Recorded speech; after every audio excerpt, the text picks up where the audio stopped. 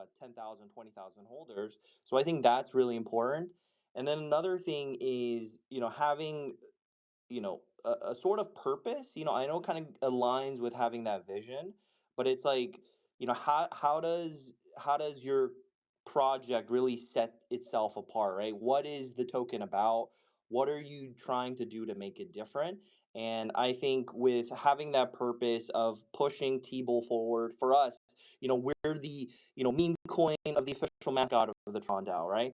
Zappo, you guys are merging AI and meme and creating a bridge. With Suncat, you guys are leading this sort of this cat meme coin, meta on Tron. So I think with all of our projects, aligning that sort of vision and that purpose is really important. And so far it's worked.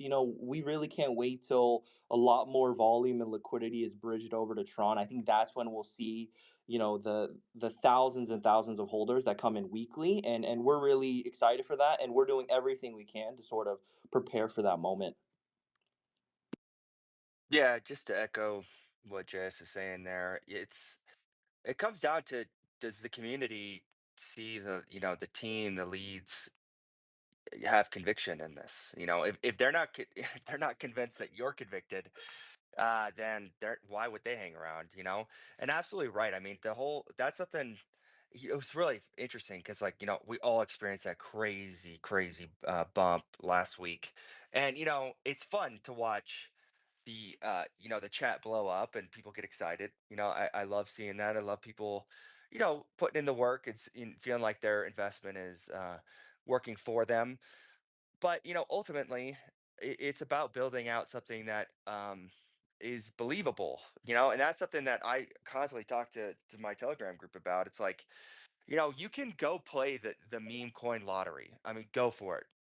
But that's just not what we're going to be here. We're going to be steady. We're going to be here weekly talking with you guys. I I had to step back from doing as many spaces as I was last week just because of, yeah, just work stuff is getting kind of crazy. But I try to, how to build a community is like I try to be as transparent to them as I possibly can. I'm virtually doxxed. I think anybody who's ever direct messaged me knows who I am. And that goes a long way. Just people seeing that, hey, this person actually cares. And you know I hate bringing up the past because we've just progressed leaps and bounds from what we were 6 months ago. But just something that, like, I think has built up a really strong community for us is we have a very strict, like, no ban policy in our Telegram unless, like, someone's just being absolutely offensive. Like, if someone's, like, frustrated by something, like, we really want to, like, hear people out and, like, understand why people are frustrated. But at the same time, the expectation then in the community is that you hear us out. And I think, like, as much as, like, what we're building at Suncat is a mutual, like, relationship that, like, I'm giving, you're taking, I'm taking, you're giving, like, we're gonna be good. And I think that just builds, kind of like a family structure in a weird way.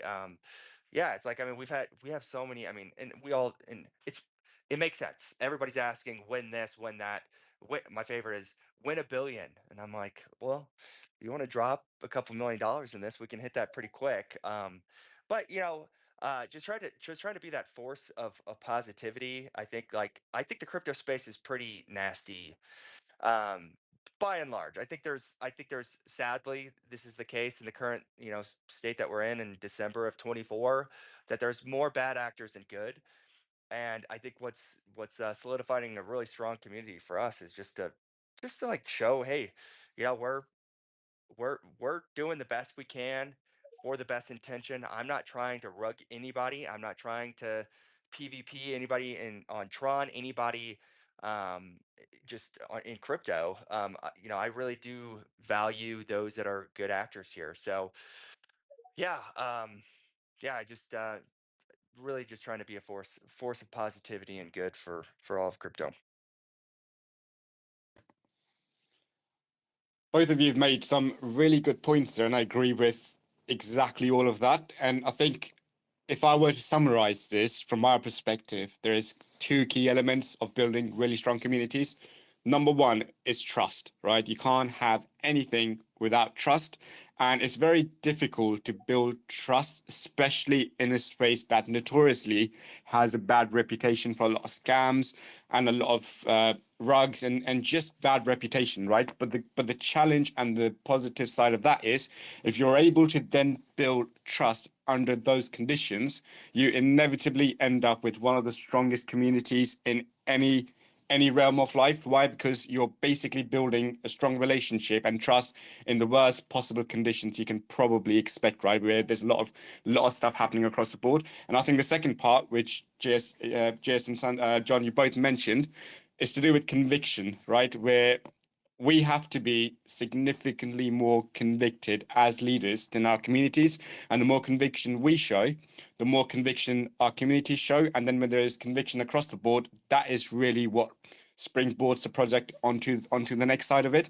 And funnily enough, I was watching a video from Murad, which I found really interesting, where he mentioned some of the strongest plays within the meme ecosystem, or some of the things he looks out for, is he looks out for something that obviously had massive traction to begin with, but he looks for a massive retrace where something's gone down 80%, 90%, and then from there on started to build up again.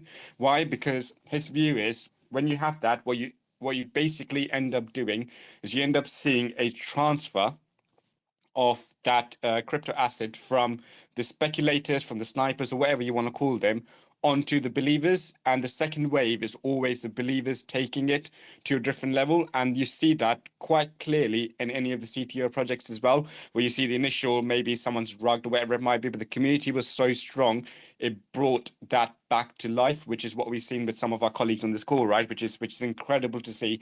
So from our perspective, to build strong communities, firstly, you need conviction as a leadership, and secondly you have to listen to the team and sorry, to your community, build trust. And part of the reason we do these spaces every single week, and sometimes it is very difficult, and we'll come on to some of the challenges, right? Why? Because we will all obviously have our own, what you would call a real life to an extent, which is turning up to work and all of that kind of stuff.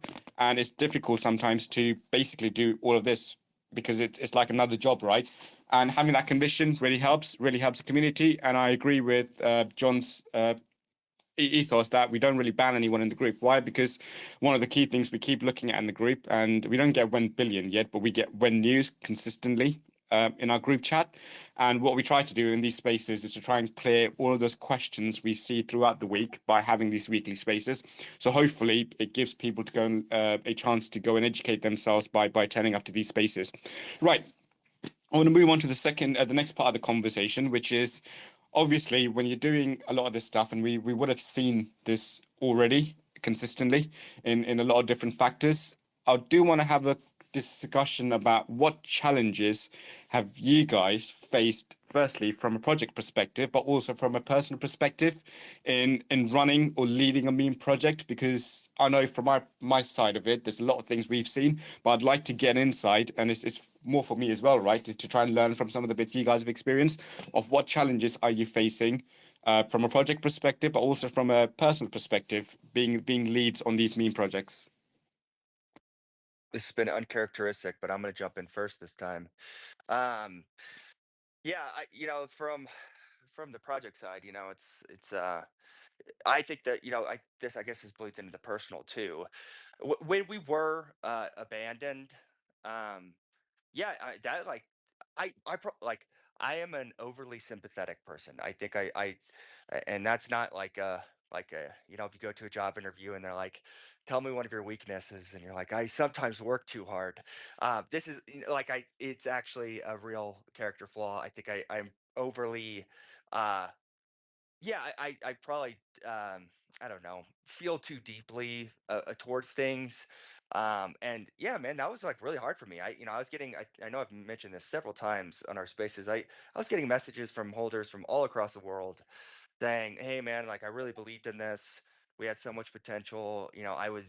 I needed like a couple $1,000s more for a surgery, and I invested it in this so I could, make that payment. And what can we do?" And that like really weighed heavily on me. And so the one of the challenges as running a project is like disappointing people, it's because like there's something that's just true about everything in business. There are things outside of your control, 100%. I mean, I don't know if anybody on this call has tried to start a business. So much has to go right, and so little can go wrong for you to not get your wheels off the ground.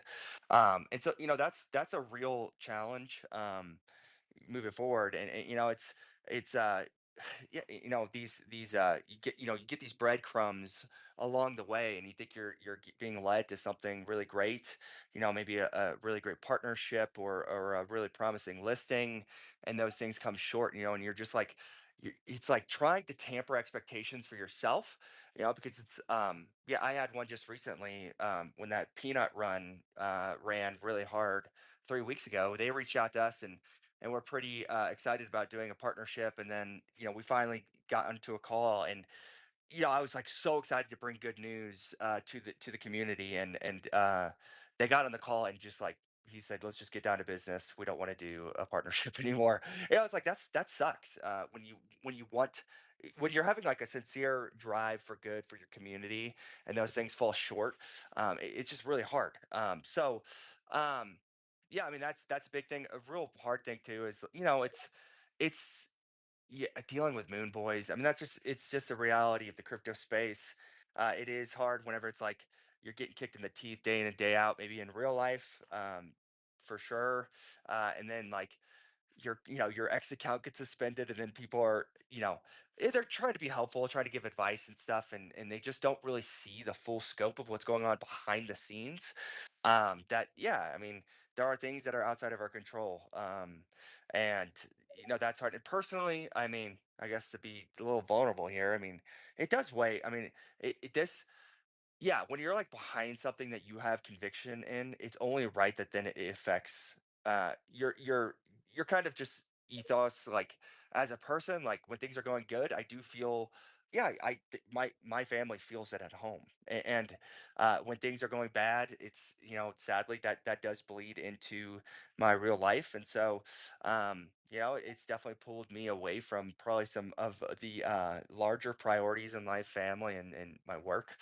But all in all, I think, and that's what's like hard is like when I see there are like, I mean, Joe Rogan says this all the time, like, don't read comments, don't read comments. And sometimes you do read comments, and people are like, this shit's a scam. And it's like, I can promise you, as someone who's like working day and night on this, that this is not a scam.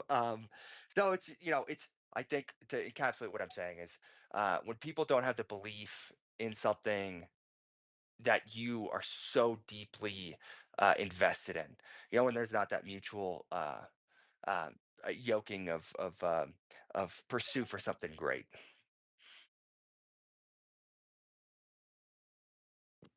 Yeah, and I mean, I think Suncat said, he said it perfectly.